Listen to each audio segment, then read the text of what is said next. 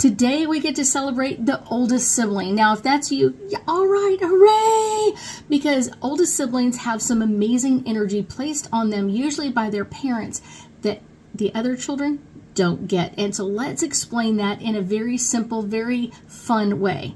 So let's talk about this. The oldest sibling is literally the oldest sibling, meaning there's no other children in the family. And so because of that, because they're the firstborn, a lot of times, a lot of the parents' fears, phobias, issues with anything literally get embedded in that oldest child. Now, a lot of times, because that oldest child is born when the parents are both still working and the parents haven't, like, one of them gone home to take care of the kids or gotten someone else to take care of the kids in some way, a lot of times while they're in utero, they get really pushed in some very interesting ways of wanting a special type of career, or they want to succeed in some very interesting ways because that's what they're picking up from their parents. Now, this is a very special child because they've got this adult way of dealing with the world, because when they're born, all they're dealing with is adults. They're not dealing with any other children or someone stole my toy or anything else. They're literally only dealing with adults, their parents. So they have a very special energy in this area.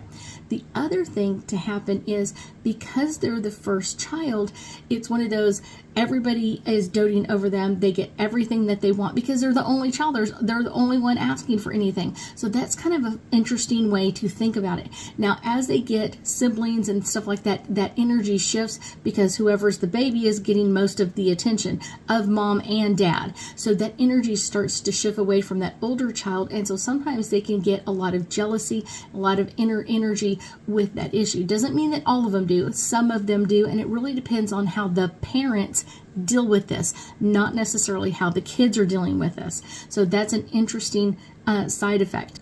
One of the things to really understand, and I get this a lot from younger siblings, and they're kind of like, I don't know why the older sibling acts like this, or I don't understand why the older sibling does this or does that, because it's really important to understand who the parents were when they had that older sibling are not the parents that you have. It's completely different. Even though it's the same person on the outside, they've grown, changed, modified, learned new things.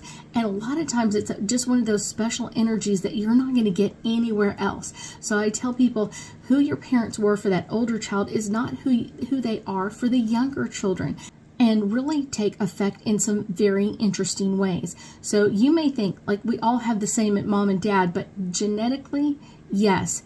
Energetically, no.